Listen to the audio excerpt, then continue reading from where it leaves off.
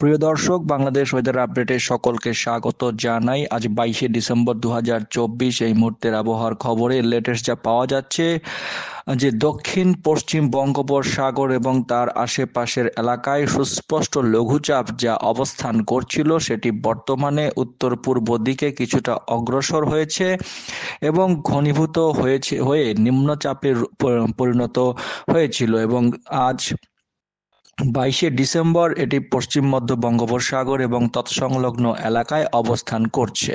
এটি আরও উত্তর পূর্ব দিকে আজ সারাদিনে অগ্রসর হয়ে ক্রমান্বয়ে দুর্বল হয়ে যেতে পারে আগামী 24 থেকে 48 ঘন্টার মধ্যে।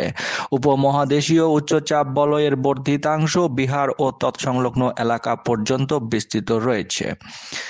এই অবস্থায় সামুদ্রিক সতর্কবার্তা যা দেখা যাচ্ছে, যা জানানো যাচ্ছে যে চট্টগ্রাম, কক্সবাজার, মোংলা ও পায়রা সমুদ্র বন্দরসমূহকে দূরবর্তী সতর্কতা সংকেত নামিয়ে ফেলতে বলা হয়েছে। তবে সংকেত নামিয়ে ফেলতে বলা হলেও 4 নম্বর ক্রমিক সংখ্যার যে আবহাওয়ার বিশেষ বিজ্ঞপ্তি ঝড় সতর্কীকরণ কেন্দ্র থেকে আবহাওয়া দপ্তর প্রকাশ করেছে তাতে জানানো হয়েছে উত্তর বঙ্গোপসাগর এবং গভীর সাগরে অবস্থানরত মাছ ধরার নৌকা ও ট্রলার সমূহকে আজ 22শে ডিসেম্বর সকাল পর্যন্ত সাবধানে চলাফেরা করতে বলা হয়েছে এবং গভীর সমুদ্রে এই মুহূর্তে বিচরণ করতে না বলা হয়েছে, কারণ এই যা দেখা যাচ্ছে নিম্নচাপটির বর্ধিতাংশ উত্তর বঙ্গোপসাগর পর্যন্ত বিস্তৃত রয়েছে এবং আজ সারাদিনের মধ্যে উত্তর বঙ্গোপসাগরে এর যথেষ্ট প্রভাব থাকবে এবং আগামীকাল 23 তারিখেও দেখা যাচ্ছে এর যথেষ্ট প্রভাব উত্তর বঙ্গোপসাগর অর্থাৎ বাংলাদেশের উপকূলবর্তী এলাকায় থাকতে পারে। 25 তারিখ পর্যন্ত এর প্রভাব থাকবে, তাই গভীর সমুদ্রে এই মুহূর্তে না যাওয়াই সঠিক হবে। আবহাওয়ার পূর্বাভাসে এই অবস্থায় জানানো যাচ্ছে আজ 22শে ডিসেম্বর 2024 সারাদিনে খুলনা, বরিশাল ও চট্টগ্রাম বিভাগের 2-1 জায়গায় গুড়ি গুড়ি বৃষ্টিপাত হওয়ার সম্ভাবনা থাকছে। এছাড়া অন্যান্য জায়গায় আংশিক মেঘলা আকাশ এবং প্রধানত শুষ্ক আবহাওয়াই থাকবে। কুয়াশা পড়ার সম্ভাবনা একটা দেখা যাচ্ছে আজ ভোর থেকে সকাল পর্যন্ত মাঝারি কুয়াশার সম্ভাবনা থাকছে বিভিন্ন জায়গায়, বিশেষ করে উত্তর দিকের বিভাগগুলিতে এবং 23 তারিখেও একই রকম পরিস্থিতি থাকবে, শুষ্ক আবহাওয়া থাকবে।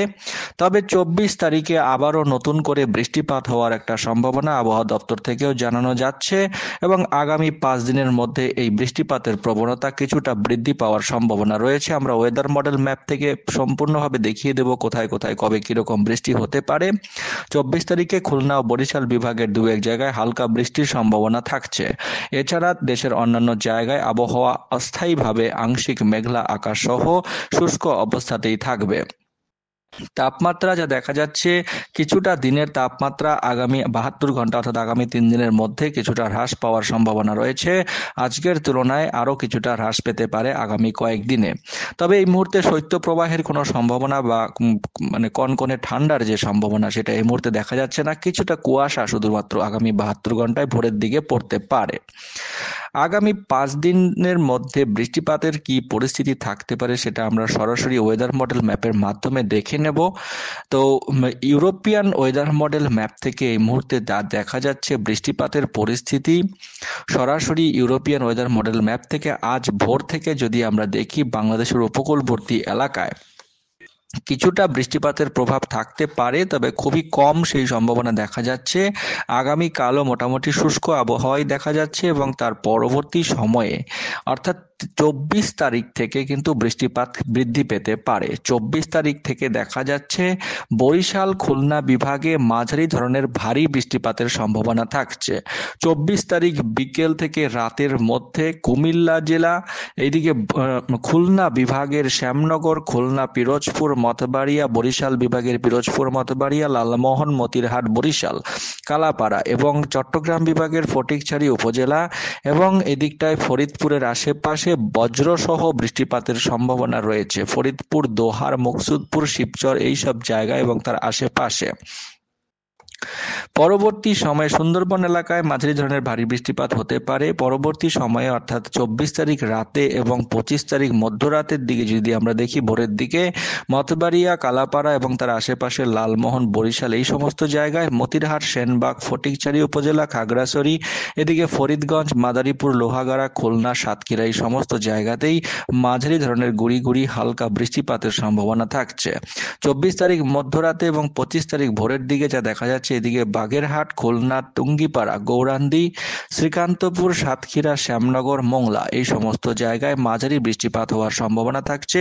এছাড়াও রাজশাহী বিভাগের বিস্তীর্ণ এলাকা, কুমিল্লা জেলার বিস্তীর্ণ এলাকা এবং চট্টগ্রাম বিভাগের চট্টগ্রাম ও ফটিকছড়ি উপজেলায় কিছুটা বৃষ্টিপাতের পরিস্থিতি থাকবে। মাঝারি ধরনের বৃষ্টিপাত হতে পারে। 25 তারিখ ভোর থেকে সকালের মধ্যে দেখা যাচ্ছে খুলনা, বরিশাল বিভাগে এবং কুমিল্লা জেলায় মাঝারি বৃষ্টিপাতের সম্ভাবনা থাকছে। পিরোজপুর, খুলনা, সাতক্ষীরা, শ্যামনগর, মাতবাড়িয়া, লালমোহন, কালাপাড়া, ফরিদগঞ্জ, মাদারীপুর, কুমিল্লা, সেনবাগ এই সমস্ত জায়গায় এবং ঢাকা বিভাগেও কিছুটা বৃষ্টিপাতের পরিস্থিতি থাকতে পারে। 25 তারিখ ভোর থেকে সকালের মধ্যে দেখা যাচ্ছে এদিকে চট্টগ্রাম বিভাগের চাকারিয়া, এদিকে চট্টগ্রাম, ফটিকছড়ি উপজেলা, খাগড়াছড়ি, বিলাইছড়ি, লাংডু, রাজস্থলী, রোয়াংছড়ি এবং রাঙামাটি, সাতকানিয়া এবং থানচি, কুতুবদিয়া এই সমস্ত জায়গাতে এবং হাতিয়া ও সন্দ্বীপ এলাকায় মাঝারি বৃষ্টিপাতের সম্ভাবনা, প্রবল সম্ভাবনা থাকছে আগামী 25 তারিখে। এবং 25 তারিখের পরবর্তী সময়ে সকাল থেকে দুপুরের মধ্যে চট্টগ্রাম বিভাগের প্রায় সমস্ত এলাকাতেই বৃষ্টির সম্ভাবনা রয়েছে। 25 তারিখ পরবর্তী সময়ে চট্টগ্রাম বিভাগে বৃষ্টিপাতের প্রবণতা থাকবে এবং 26 তারিখ থেকে আবহাওয়া পুনরায় শুষ্ক অবস্থায় চলে যাবে এবং বৃষ্টিপাতের সম্ভাবনা আর সেরকম দেখা যাচ্ছে না। বঙ্গোপসাগরে আগামী কয়েকদিন কিরকম পরিস্থিতি থাকতে পারে সেটাও আমরা দেখে নিচ্ছি। 29-30 তারিখ পর্যন্ত যা দেখা যাচ্ছে, এদিকে দক্ষিণ বঙ্গোপসাগরে শ্রীলঙ্কা উপকূলের আশেপাশে কিছুটা ঘূর্ণাবর্তের সৃষ্টি হতে পারে একটা, এবং সেটি মূলত দক্ষিণ ভারতের দিকেই প্রভাব বিস্তার করবে এবং বঙ্গোপসাগরে আপাতত আগামী 10 দিনের মধ্যে কোনো ডিস্টারবেন্স দেখা যাচ্ছে না। তো দর্শক, এই ছিল আবহাওয়ার পূর্বাভাস। চ্যানেলের সঙ্গে থাকুন, চ্যানেলটিকে সাবস্ক্রাইব করে রেখে দিন প্রতিদিন নিয়মিত আপডেট পাওয়ার জন্য। অনেক ধন্যবাদ।